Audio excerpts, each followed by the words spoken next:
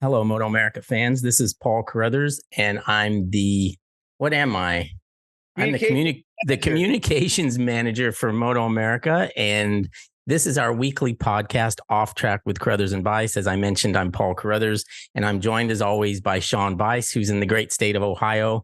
I'm out here in California, enjoying life, and we both get to see each other again next week as we go to Circuit of the Americas, which is if it's not our most beautiful facility we go to, it definitely ranks right up there with some of the other favorites. So this one's going to be interesting, Sean. We're going there by ourselves. In the past, it's always been with MotoGP and Moto2 and even Moto3, and then they would include us in their program as well. And this year we're going to go it alone and see how we can do with that. One of the things we've got that's going to be interesting, Sean, is I've been following the weather a little bit, and it's going to be extremely hot. As I mentioned, we've always gone with MotoGP, and it's always been in April, which is kind of obviously the opposite end of the spectrum as far as seasons and heat goes. So it's going to be interesting. I looked at it. Actually, I got tired of looking at it because I kept seeing 100, 101, 102, 100, 101. So I'm like, okay, it's just going to be hot and deal with it. So are you going to be okay out there? We're going to keep you alive?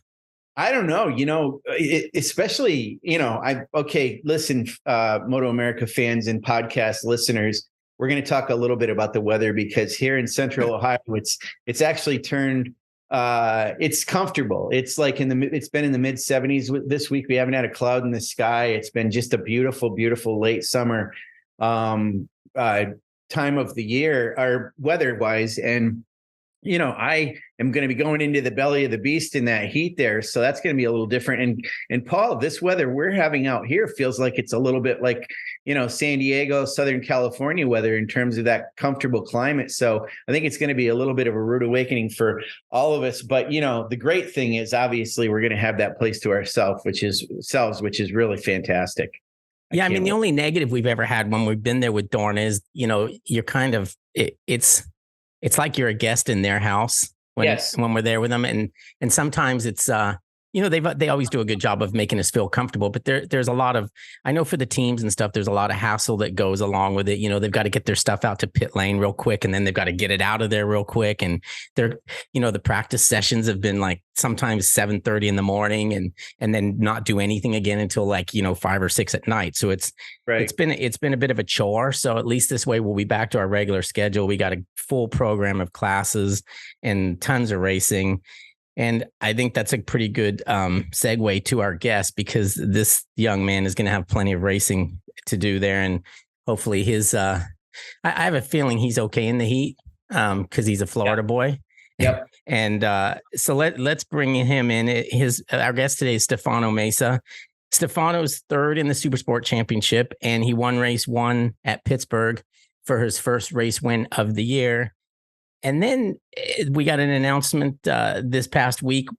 He's going to forego the Supersport Championship because he's got this, I guess you could almost say, a once in a lifetime opportunity to ride the Tytlers BMW Superbike that's been vacated by Cameron Beaubier due to his injuries that he suffered most recently at pit race.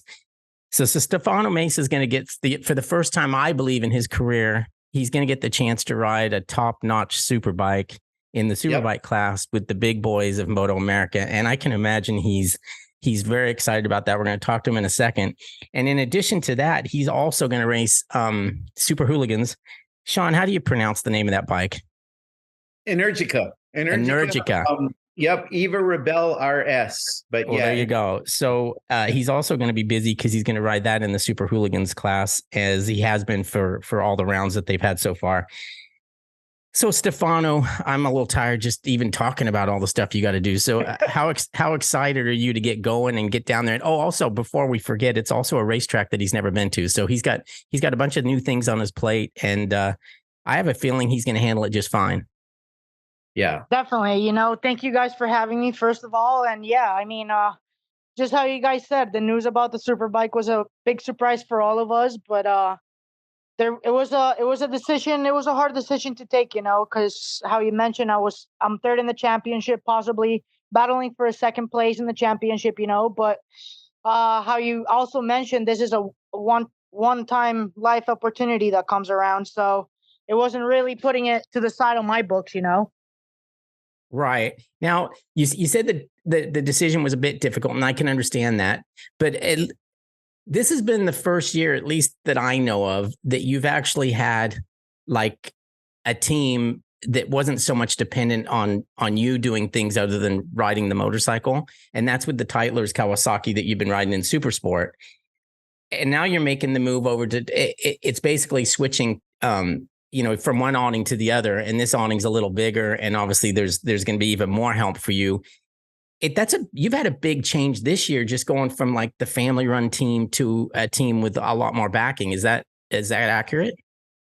Yeah, last year, as you mentioned, it's been quite some years that I've been running my own program with my parents, Mesa 37 Racing. And last year, before Laguna, Michael, the owner of Tytler Cycles, came up to me and he offered me the Energica ride. And I took it not really thinking about anything, but just other than riding a new bike and seeing what it was. And it definitely turned out to be one of my best decisions I made. I think accepting to do that challenge opened the doors for me for this year, for him supporting me with the whole team. And the way he did it and let me do it was definitely pretty cool, because he let me structure my team around myself and whoever I wanted in the team. So it was definitely very cool to just bring the people I knew in there and kind of have a team that I already knew and go to work immediately, And I think we proved it. The first race was very, very good for us, was very successful. We had good finishes, and we've had a really good season so far. We've had a tremendous season. We've been battling at the front almost every race. So my hats off to my Supersport team. They've been giving me a great bike all year. It's been a great season for us. And obviously, if we didn't have the results we've been having, this opportunity of riding the Superbike were enough came about. So we've all worked for this, Stefano, I've liked this season, how you've been set up, because it's like you're within the Tytlers organization, but to your point and how you describe it, you had a little bit of a satellite operation off to the side and you got to do your own thing. But one of the first things I need to ask you, I don't think I'm putting you on the spot with this, but a guy who I admire a lot, and I know you do, Michael Godin with KWS Motorsport's been working with you. So now that you're not riding the Supersport bike, is what's up? What's Michael doing now? So yeah, Michael's like another father to me. Yeah. He's been pretty much in my corner for about 7 years now. Not working at the track with me, but he's been building all my bikes, and he's my go-to guy. So definitely a lot of connection there, and that's why I brought him on board to my team this year, because I knew we would work together good and we would have good results.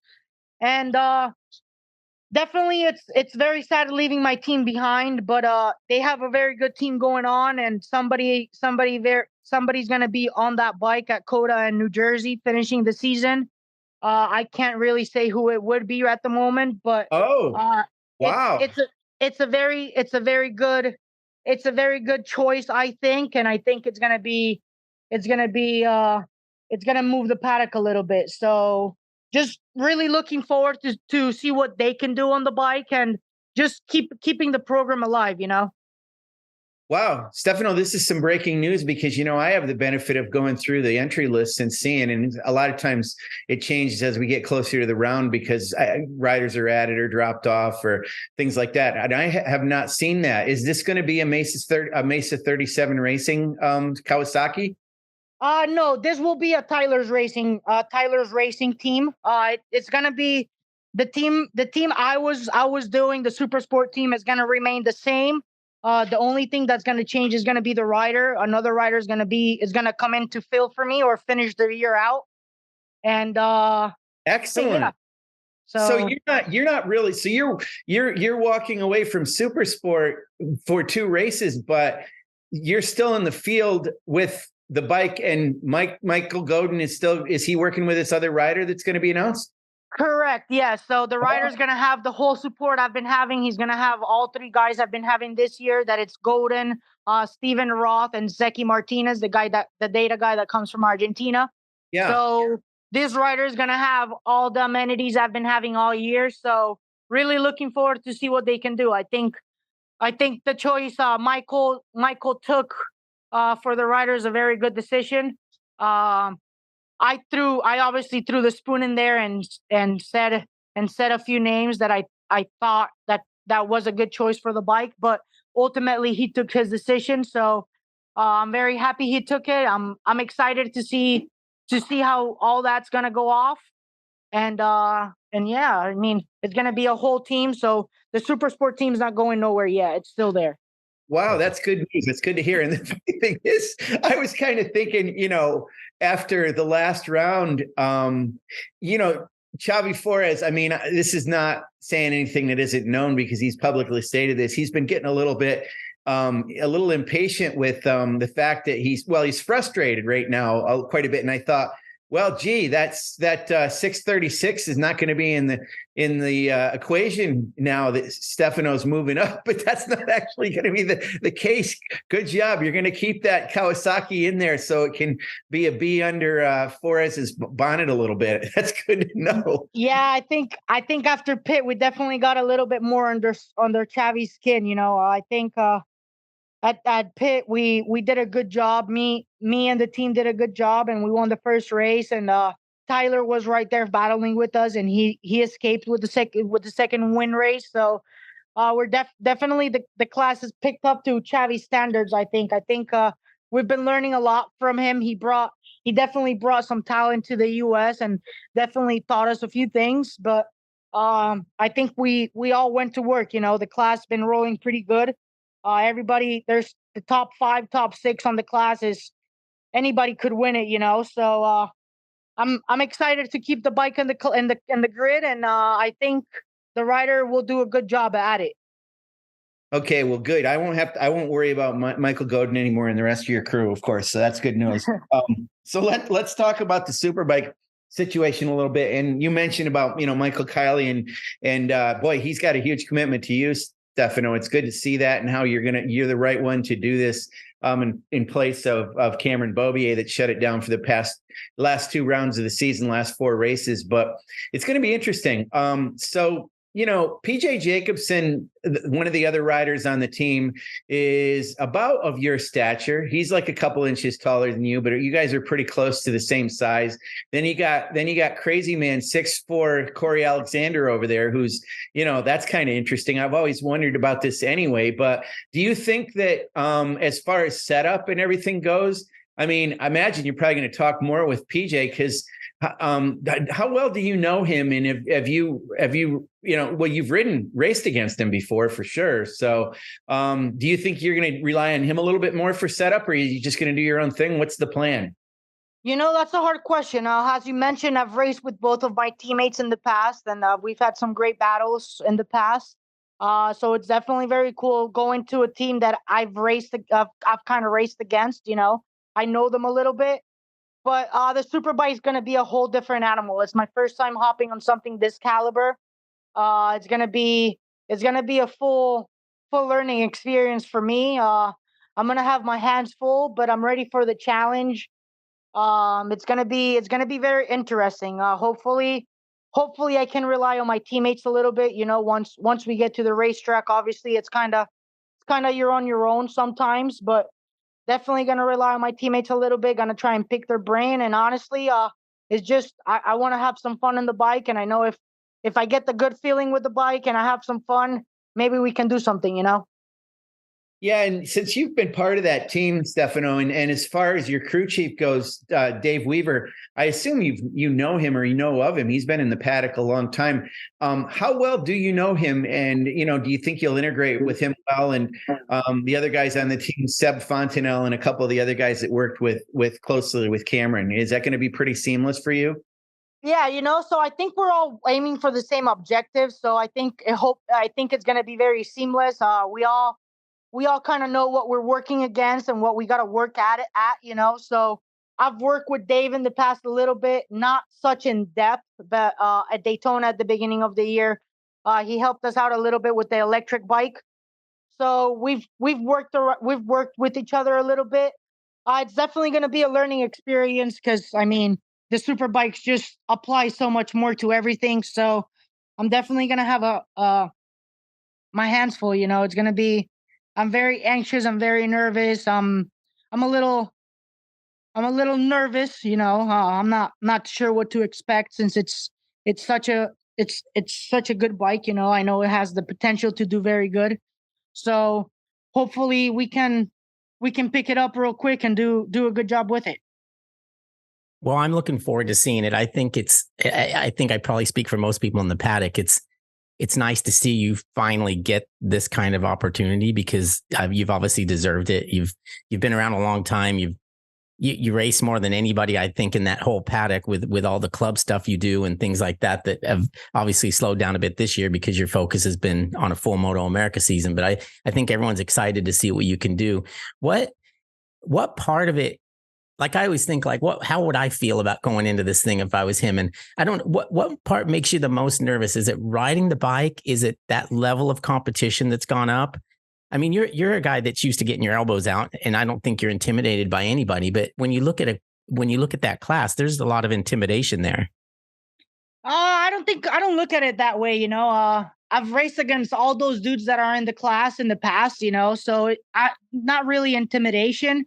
What intimidates me is mostly the bike. You know, it's such a nice bike, and honestly, such an expensive bike. You know, I haven't really ridden something so expensive. So that's honestly what intimidates me. But I'm ready to get my elbows out and do some battling. That's the plan. So hopefully I can have some good battles. And I mean, I honestly don't know what to expect, you know, but I'm not intimidated. The boys don't really intimidate me. We're all racing motorcycles. We're all having fun racing motorcycles, you know. We're just doing it a little bit faster and with a little bit more risk. So it should be a very cool experience, you know? Yeah, it's going to be great.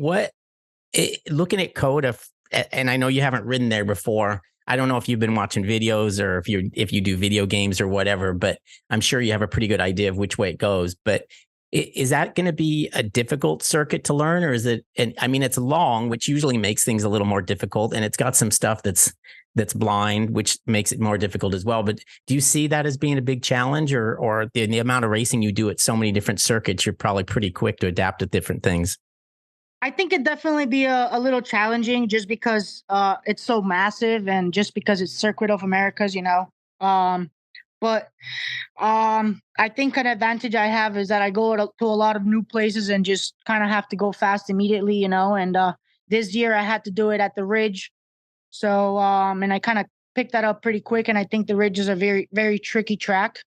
So I'm just honestly just I don't know how I'm going to tackle it. It's going to be interesting. It's going to be fun. It's obviously going to be it's going to be, how can I say, it's going to be one of the hardest things to do, just to learn how to go fast on the big bike for sure. So I'm going to have my hands full learning the track in two different bikes at two different speeds. So it's going to be fun. I'm really looking forward to it. Well, let me coach you up a little bit, Stefano, because listen, dude, you have been riding a leader bike for a while. You had been on that ZX-10R, which is a very stout motorcycle, extremely fast. So you know how to ride 1,000cc motorcycle. There's no doubt. Now, I totally get this is a fire-breathing super bike with full electronic suite and all that on there. But the BMW is certainly known for having power and speed, which the Kawasaki has been like that too. Now, for sure at COTA, it seems like by the way that Ducati does so well, which is a fast bike too, it seems like it's going to favor some horsepower and speed, which you're going to have without any problem there. And, you know, Cameron has talked about that so much, about how powerful that bike is. So aside from the somewhat intimidation of that bike, you got to feel pretty stoked about the fact that you're going to be on one of the best bikes in the paddock, especially at that track. For sure. That's definitely gone through my mind. And I think that calms me down a little bit. I know I'm in great equipment. It's going to be fast and it's going to fit the track. I mean, the back straightaway at COTA is it's pretty damn long, So I think the bike's really gonna shine there, and I think if we find a good feeling with the bike, and we make it work, maybe we can do something. Hopefully, we're just going out there to have some fun and learn something new. No expectations, but obviously we wanna do good for the team. Now I want to transition a little bit. I got a WhatsApp message yesterday from Valerio at Energica, so I want to talk to you about that a little bit. I've got a little bit of an assumption here in my mind. So I don't even know if there was a plan at some point, but you theoretically could have raced in 3 classes at COTA. You would have been in Supersport, Superbike, and also in Super Hooligan National Championship. So I guess what I'm wondering is this. Did you make the decision because you have a commitment to Energica, and I know they're very active about trying to showcase their bike and this electric bike being so different, and you've had good results on it. I mean, you actually got a whole shot on that bike, first one against a lot of internal combustion engine motorcycles already this year. So was it a little bit that your commitment to that company to kind of continue that and maybe put aside Supersport? Yeah, for sure. The commitment with Energica is definitely very big. I think we've done a great job this year showing the bike and see what it can do. We've been working on developing the bike, and I think for next year we're gonna keep developing the bike and trying to make it better and more. How do I say it? Right, more ready to be at the front of the pack. So we're definitely gonna keep working on that, and that decision was kind of made by Michael Kiley, the team owner. At this point, I told him, listen, I'm a soldier and I'm ready to do whatever you need me to do and ride whatever you need me to do. So he kind of told me, well, if you want to take the Superbike ride, I would prefer if you kind of put the Supersport to the side because our focus is in the Energica, and I was totally okay with it. That's what Michael wants. I'm a soldier. I'm ready to ride. I'm riding motorcycles, so whatever I'm riding, I'm having fun, and that's what it's all about. Yeah, and the people, for the Energica people that I know of, Valerio and also Stefano Bonatti, they are really, really motivated and love the fact that you're riding their bike in Super Hooligan. And I think it's been a great marketing exercise for them, as well as proof of concept. I mean, obviously, you're showing them some stuff, learning some things about an electric race bike and what you can do. And boy, it's come a long ways. I mean, we did a little piece on you at Laguna and all it looks like something from Back to the Future that you have that thing plugged in to cool it down and charge the battery and everything in your pit box. So it's quite an interesting piece to see. And I still can't get over, Stefano, the fact that you don't shift it, you don't use the clutch, you just twist the throttle. It's amazing to me that that's how that thing works. I love it. Yeah, the boys for Energica has been awesome all year.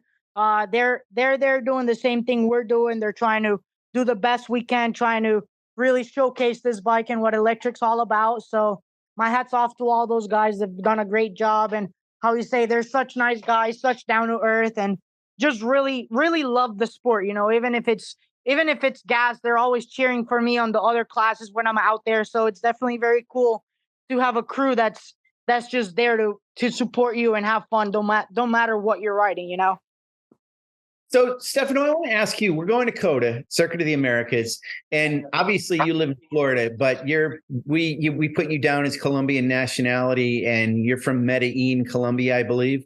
What does it mean to you to race at Circuit of the Americas? It's obviously closer to a larger Hispanic Latino population. Do you, and I know when you come into our or are on our podiums, and when you come into our press conferences, you've got the flag draped over you, Colombian flag. Does it give you extra juice to kind of be at COTA in front of what I would think would be a crowd that really is going to be focusing on you? Well, you always want to do the best you can. Doesn't really matter who's there. You're always trying to do the best you can, but definitely trying to showcase in front of the Latinos is always awesome. I'm personally going to have a lot of people coming from overseas to COTA just because it's COTA. A lot of people are going to come and support me and hang out. So it's definitely going to be a cool experience, learning a track, being closer to the Latino people, and hopefully we had a bunch of Latinos out there supporting. Okay, so you're going to show up there and you haven't been there. You haven't ridden the bike. So I guess that first session, take me through that a little bit, because obviously when the team gets set up on Thursday, you'll sit on the bike and they'll adjust the levers and the things the way you want them. But that's really about all they can do. Will that bike start out the way that Cameron last rode it? Or because I don't think they would have, I don't know what they have as far as data from the last time we were there. That's a great question. I couldn't really answer that question. That's mostly probably a question that Dave would answer. Mm-hmm. All I'm hoping, I haven't even looked at the schedule, but all I'm hoping is I get to ride the Super Hooligan bike first, so I kind of know where I'm going. Oh yeah, that would be Superbike. Yeah, that would be helpful. That would be the best scenario, because obviously trying to go learn the track on the Superbike is going to be very challenging, but I'm up for it.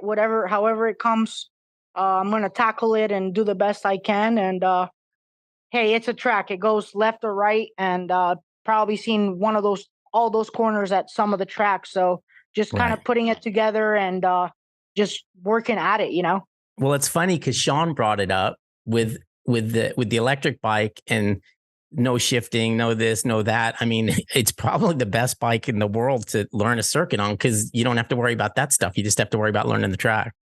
Yeah, you just worry about giving it some gas and some brakes and turning. It's simple, very simple. Yeah. So, Stefano, that's a question I've got too.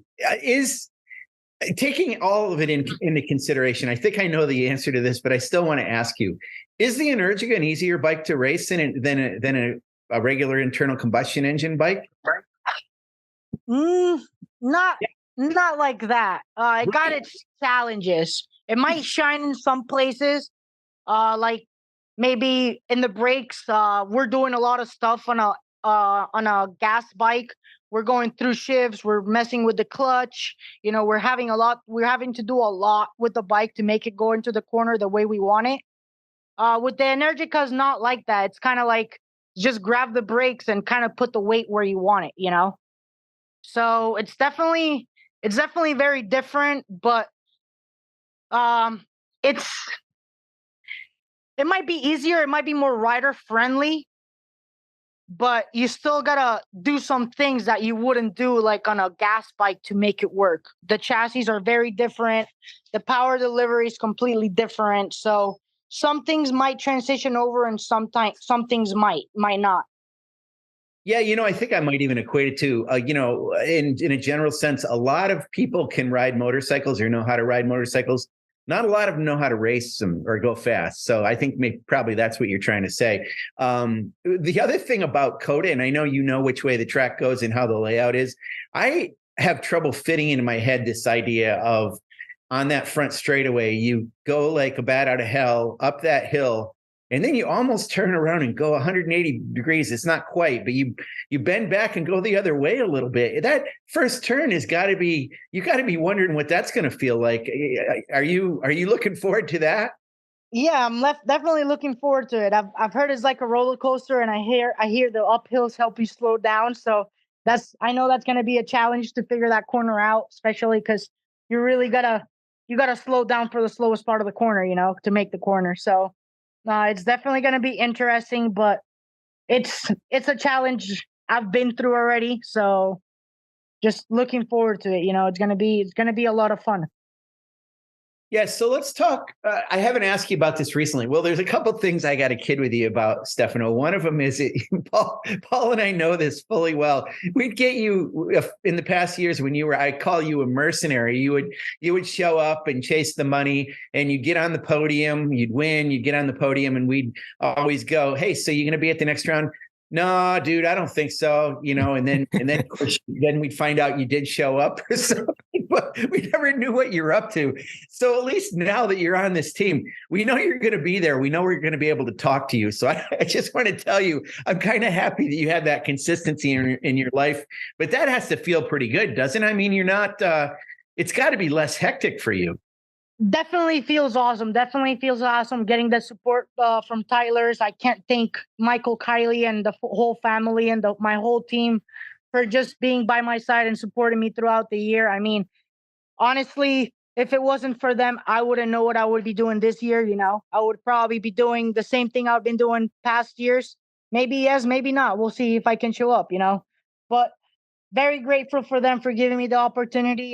They definitely took a chance on me. And I think I've proved to the paddock and to some people that with good equipment and good people behind me, I can get the deal done. And we're always learning. We're always trying to learn from the best. So going to the Yamaha Champ School and working with them has been a blessing too. Working with fast people and just listening to the curriculum over and over has helped a lot. And just trying to learn and like every lap counts. This year has been like every lap counts. Every lap I have to be doing something to be better.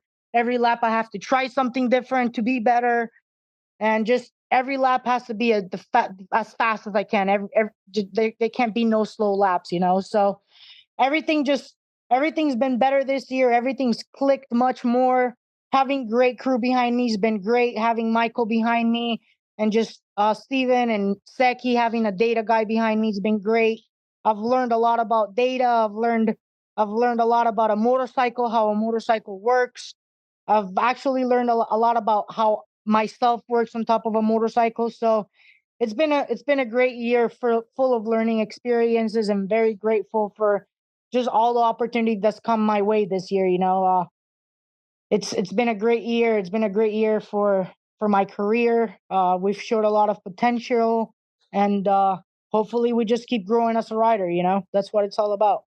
I mean, I'm just personally thrilled to see that you're not having to change your own tires anymore. That's one of the 100%. 100%. Now I can concentrate on going fast. Not on what tire do I have to go get? That's right. Yeah, that had to be hard. Hey, so we're getting ready to wrap up here, but I want to ask you, I haven't talked to you about this in a little while, and with everything going on this year, and you've been we usually are talking about you being on the podium or winning, or interviewing you about the Energica or things like this. But I want to check in with you on how are things with your mom and dad, and especially your dad. A couple of years ago, I mean, I know he was having a tough time with some things, and you were going to give up a kidney to him. So what's if you don't mind me asking some fairly intimate questions about your family and your dad, are things pretty good now? Yeah, my family's all good. My dad's still in the same conditions. He still needs a kidney. Oh. My dad does dialysis every day for 8 hours a day. So I'm honestly very grateful that he still can make it to the track and support me. I was gonna give him my kidney, but unfortunately that wasn't the case. Right. But we're still here and we're still having some fun, What, Stefano, what does he do when he's at the track? Does he have to find a dialysis center in the area where the racetracks are? No, he's lucky enough that he has a machine that he travels with, and he does it by himself. Okay. So it's called peritoneal dialysis. So there's two ways of doing dialysis, which is the way you were explaining. You have to go to the clinic and get your blood ran through the system, and that's very hard on the patient.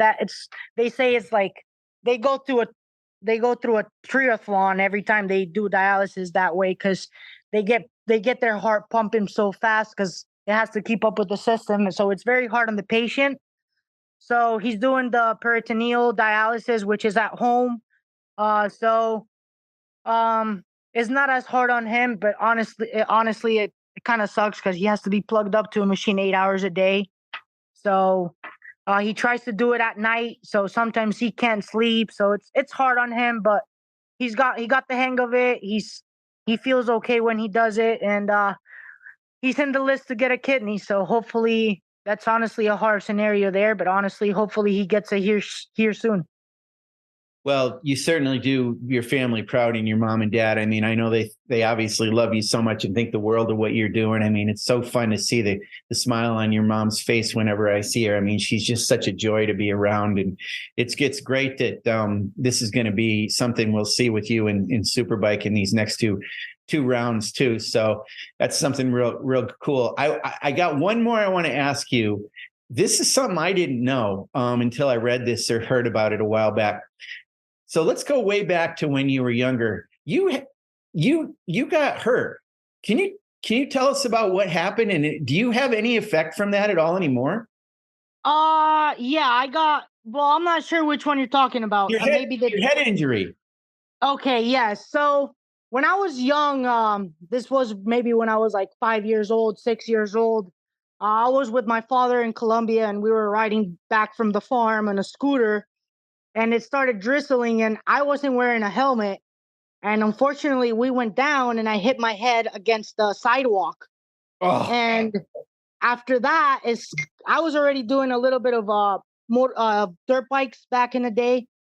And after that, I kind of told I got scared, and I went away from the bikes, and I told Dad I didn't want nothing to do with bikes. And that lasted about maybe 4 years. And then I started getting involved with bikes around my farm, and then started doing some motocross. But I don't think it goes through my head anymore. The one that goes through my head is my biggest career injury, which is a Daytona one. I lost my brakes going into turn 1 at 200 miles an hour. Mm-hmm. So that one definitely goes through my mind sometimes. But as a racer, you have to block all that stuff out. It happens, and stuff happens, and hopefully it won't happen again. Yeah, and I mean, you had the big get off this year too. I'm not trying to accumulate all the bad stuff, but I figure it's better to ask you about it this on and off weekend than it is when you're focusing on racing. But this year, are you good to go with that? I mean, obviously that was a scary crash that you had then too.